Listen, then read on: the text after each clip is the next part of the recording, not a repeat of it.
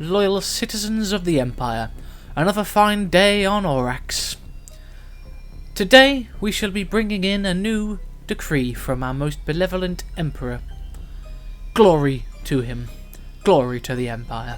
It seems that we are to prevent another disaster such as the Clone Wars from ever happening again.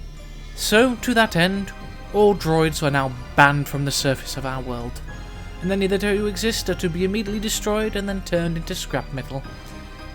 Any citizen who wishes to protest this decision, please report to Barracks 47, and the Imperial Garrison Commander shall meet you there to explain the benefits such a security procedure will bring to our world. Thank you for your understanding and cooperation.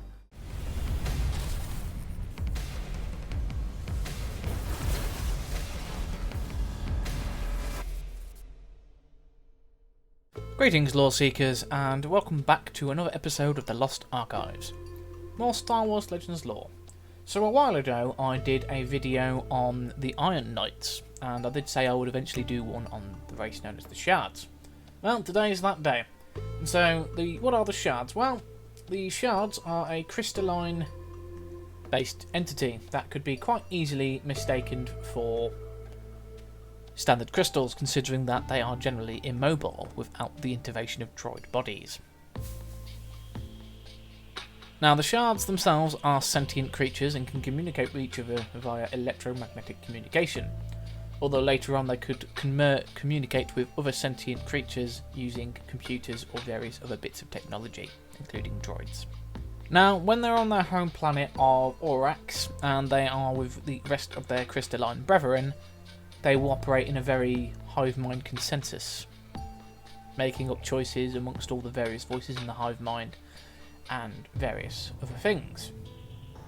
Now, considering the way in which they process these signals and they talk, it means that deliberations and debates can take anything up from a couple of days up to many, many years. It's a very slow process. Now, their droid inhabiting counterparts, the Shards who have chosen to be installed inside the droid body, are separated from the hive mind, and they usually find when this happens, they develop a hell of a lot of curiosity about the galaxy around them. They also become more aware of the standard progression of time for every linear sentient being in the galaxy. Now, with the understanding of limited time and thinking, this does very much speed up these individual Shards from the rest of their hive-minded compatriots. Now, a lot of the Shards who would leave gain new knowledge and then come back to the original Shard home world or various of the colonies they would eventually establish on other crystalline worlds, such as Ilum. That may have a potential problem for any future generations of Jedi if they accidentally put a Shard in their lightsaber. That will probably be its own speculatory video at some point. But no, so periodically a Shard would go out into the galaxy, learn as much as they could, and then return and share what knowledge they had with the hive mind. Now, there were some Shard personas within the hive mind that would see this as a corruption of their traditions and culture, while the majority of them would welcome the new information and knowledge that they would gain from these little excursions into the galaxy. Now, eventually, with the colony that was established on Orax, they would eventually make contact and send representatives to the Galactic Republic. This was about 50 years before the Battle of Yavin, so as you can imagine, this wasn't long before the Clone Wars was on the horizon. And, well, a lot of things happened. There were Shard Jedi created, the Shard Jedi were exiled when their master was excommunicated by the Jedi, and, well, a lot of things happened. And it all culminated in the Empire trying to destroy the Shard, as they did with many groups they didn't realise they could bend to their will. It'd be, oh, okay, right, well, just look over there. Bang, bang. At least they got the courtesy of them to look away. Alright, small measures, but it's a small kindness, and considering the Empire, every small kindness was a victory, in my opinion. But no, this had the effect that the majority of the Shard would either flee off-world to one of their various colonies, they'd either go deep underground in the planet, if they could, those being immobile would probably have been destroyed, and all droid bodies were banned from the surface of the planet. I did cover this a little bit in my lore video on the Iron Knights, but I thought it'd best be rehash it here. So if you want to go and watch that video, there's a card for it. Right, moving on to the personalities and the physical descriptions of them. So in their natural states, shards are essentially irregular-faced cylindrical crystals. They're usually about 30 to 40 centimetres in length, which means you probably won't be able to fit them in your lightsaber without any refinement, but that's going to be a harsh process for these crystals to go through.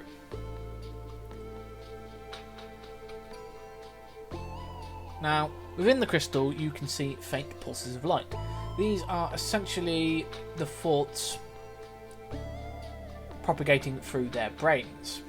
And these can be seen throughout the body as just faint little globes just all over the place.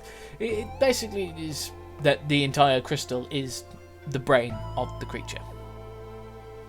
Now, as stated before, the majority of the shards are immobile due to, being crystals.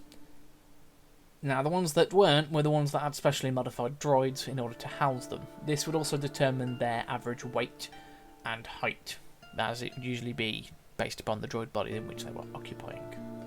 Their average age would not really be known, as they did not suffer through the process of aging, meaning they do actually have quite a long lifespan. It's why they suffer from not being able to speak in quick succession like many sentient beings do, as their thinking can take a protracted period of time, as they have no knowledge of limited time that the rest of us seem to have to deal with.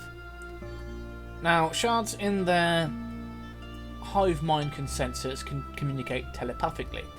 Other than that, they speak in a form of electromagnetic communication.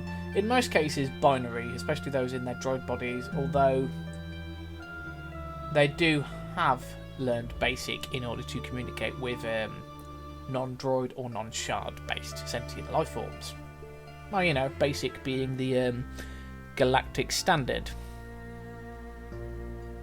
One thing I should probably mention as well, before I bring the episode to a close, is the shards did actually take part in the Alliance to restore the Republic. They mostly helped out the Alliance by becoming technicians on various computer systems or droids, utilising even their droid bodies at times to help repair systems and things around the Alliance. The entire goal of this was to eventually free Orax from the control of the Empire, which, with the destruction of the Empire, they eventually did.